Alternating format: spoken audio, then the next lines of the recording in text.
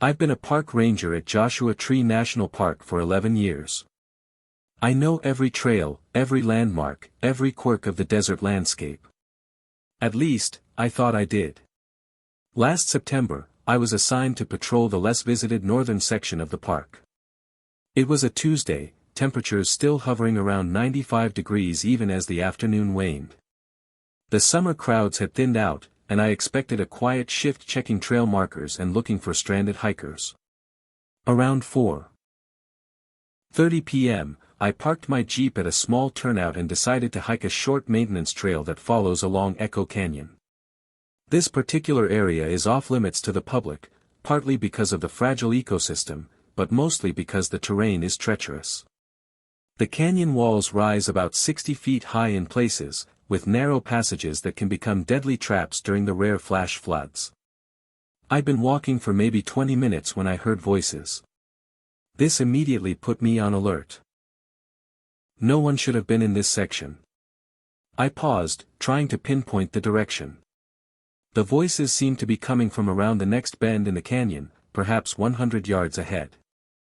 As I got closer, I could make out what sounded like two people having a conversation, though I couldn't distinguish words. Just the cadence of speech, rising and falling. I assumed it was hikers who had wandered off the main trails and prepared my standard speech about restricted areas and safety protocols. But when I rounded the bend, there was no one there. Just the empty canyon stretching before me, bathed in late afternoon light. "Hello," I called out. "Park Ranger. Is anyone there?" My voice echoed off the sandstone walls, once, twice, and then a third time, though the canyon wasn't deep enough to produce such a prolonged echo. And then, after my echo faded, I heard a response, "Hello, Ranger, is anyone there?" It wasn't an echo. The voice had a different timbre than mine. It was mimicking my words, but with pauses in different places, the intonation all wrong. The hairs on my arms stood up despite the heat.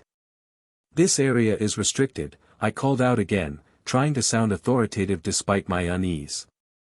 "Please identify yourself." Another pause, and then, "This area is restricted. Please, identify yourself." But this time, the voice seemed closer. And this time, I was certain, it wasn't coming from ahead of me or behind me. It was coming from above. I looked up at the canyon walls, squinting against the sun. For a moment, I saw nothing. Then movement caught my eye, a shadow shifting along the rim, roughly human-shaped but somehow wrong in its proportions. Too tall, too thin, with limbs that seemed too long for its body. As I stared, the figure moved closer to the edge. Though backlit by the sun, I could make out what looked like a head tilting down to observe me, but the angle of the tilt was impossible, as if its neck had an extra joint. "This area is restricted," it said again, but now the voice was different, deeper, raspier, no longer attempting to mimic mine. "Identify yourself." I'm not ashamed to admit I ran. 20 years of wilderness training, and I ran like a frightened child, back toward my vehicle. The entire time, I could hear movement paralleling mine atop the canyon, rapid, scuttling movements that shouldn't have been possible given the rough terrain. When I reached my Jeep, I radioed for backup, reporting potential trespassers. 2 other rangers arrived within half an hour, and we searched the area together. We found nothing except a set of prints along the canyon rim, not footprints, but strange, elongated depressions in the soil, as if something heavy had been dragging itself along the edge. The official report lists it as possible evidence of wildlife activity, maybe a wounded mountain lion. But mountain lions don't talk. And they don't call the station a week later, asking for me by name in that same raspy voice, mimicking my exact words from that day. I don't patrol Echo Canyon anymore. No one does. We've officially closed it due to unstable terrain. But sometimes, when I'm driving near that part of the park, I catch glimpses of something tall and thin watching from the ridgelines. And on quiet nights, when I'm alone in my ranger cabin, my phone sometimes rings. When I answer, I hear my own voice from that day, echoing back at me, "Hello? Park Ranger. Is anyone there?" But now I know better than to respond. I never should have gone off trail.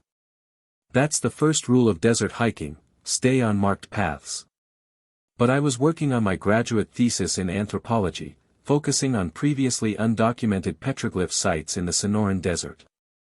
My advisor had mentioned rumors of ancient rock art in a remote canyon about 15 miles from the nearest access road. It was early April, perfect weather for desert exploration. Warm days, cool nights, and the cacti were beginning to bloom, adding splashes of color to the landscape. I'd prepared thoroughly: 3 gallons of water, emergency satellite phone, GPS, first aid kit, enough provisions for 3 days though I only planned to be out for 1. The hike-in was grueling but beautiful. By midday, I'd reached the general area where the petroglyphs were supposed to be. I searched for hours, scrambling over boulders and squeezing through narrow passages between towering rock formations. Just as I was about to give up, I spotted something on a south-facing rock wall, faint lines that didn't look natural. My heart raced as I got closer. These weren't just any petroglyphs. The rock face was covered with them, hundreds of symbols and figures spanning an area about 20 feet wide and 10 feet high. But they were unlike any indigenous rock art I'd studied. The figures were elongated, with too many limbs, depicted in poses that seemed physically impossible. There were spiral patterns that seemed to move when viewed peripherally, and symbols that made my eyes hurt if I looked at them too long. Most disturbing were the human figures, stick-like drawings showing people lying down while taller figures stood over them. These taller beings had extra joints in their limbs and elongated fingers that appeared to be reaching into the bodies of the humans. I quickly set up my camera equipment, hands shaking with excitement and unease. This site could make my career. It was extensive, untouched, and completely unique. I worked methodically, photographing every section in detail, taking notes about pigments and carving techniques. As I worked, the sun began to set, casting long shadows across the canyon. The temperature dropped rapidly, and I realized I'd stayed too long. I needed to either make camp or start heading back. Since I was only a few hours from my car, I decided to hike out, using my headlamp if necessary. I packed my equipment and took one last look at the petroglyphs. In the fading light, they seemed different somehow, the lines deeper, more defined. As I stared, I could have sworn one of the spiral patterns shifted slightly, rotating clockwise. Just a trick of the light, I murmured to myself, but my voice sounded strange in the silence of the canyon. I turned away and started the hike back, navigating carefully over the rocky terrain. About a mile from the petroglyph site, I realized I was being followed. It wasn't anything I could see or hear, just an awareness, a certainty that something was moving behind me, matching my pace. I stopped. The feeling intensified, whatever it was had stopped too, watching me. I slowly turned around, sweeping my gaze across the landscape. Nothing moved except the shadow of a small cloud drifting across the desert floor.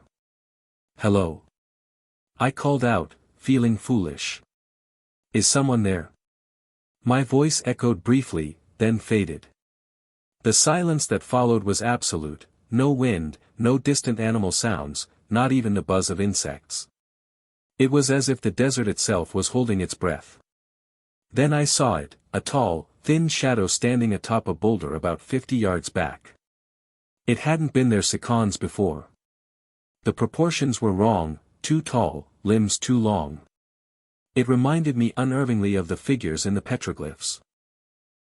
I told myself it was just a strange rock formation I hadn't noticed before. But then it moved, tilting what appeared to be its head at an impossible angle, as if studying me with curiosity. I ran. Scrambling over rocks, sliding down slopes, my backpack bouncing painfully against my spine. I didn't look back until I'd covered nearly half a mile. When I finally did, the figure was gone. But as night fell completely and I was forced to use my headlamp, I kept catching glimpses of movement in my peripheral vision, tall, thin shapes moving parallel to my path, always just at the edge of the light's reach. I made it back to my car around midnight, scratched and exhausted. I drove straight back to campus, arriving as the sun was rising. I couldn't wait to review my photographs, to prove to myself that the petroglyphs were real, that I hadn't imagined them. But when I downloaded the images, every single photograph of the rock art was corrupted.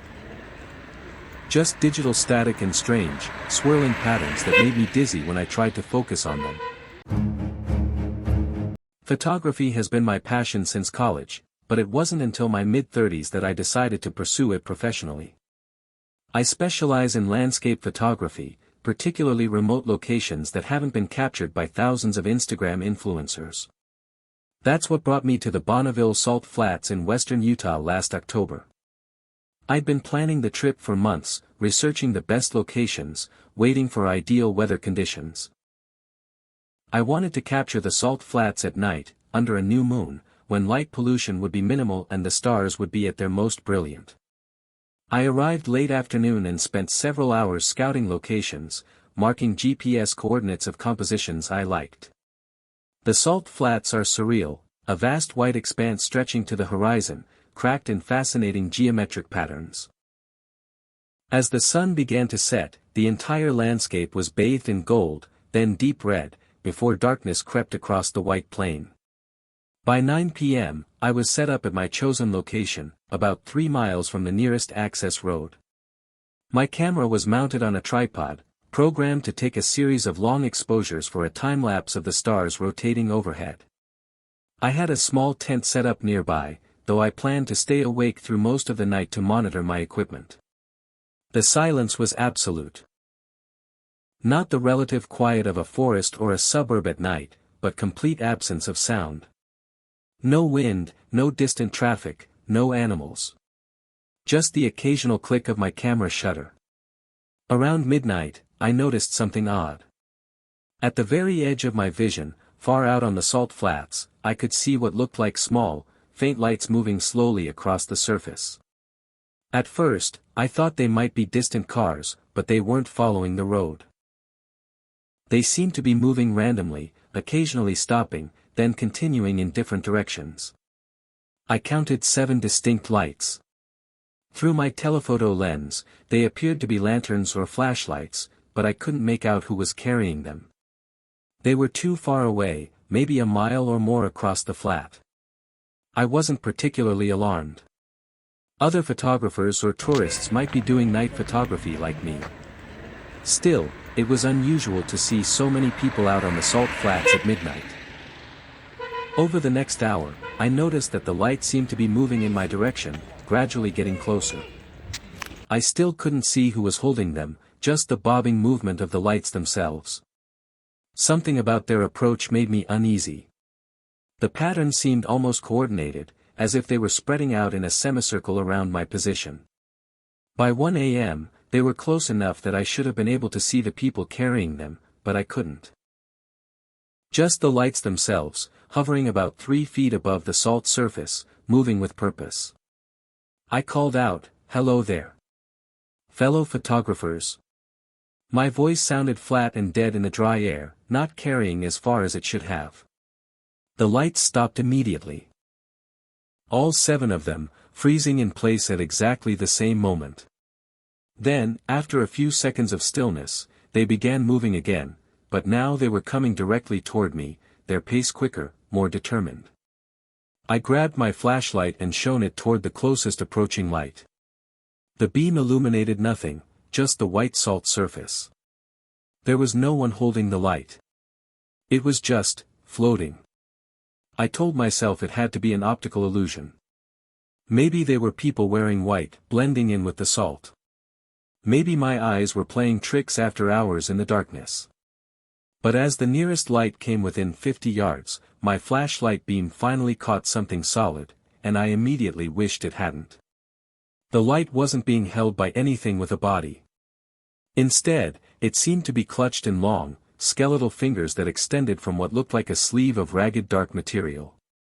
But where the arm should have connected to a shoulder, there was nothing visible at all. I abandoned my equipment, grabbed only my car keys and phone, and ran. Behind me, I heard a sound like dry branches scraping against each other, followed by something that might have been laughter, if laughter could sound like cracking ice.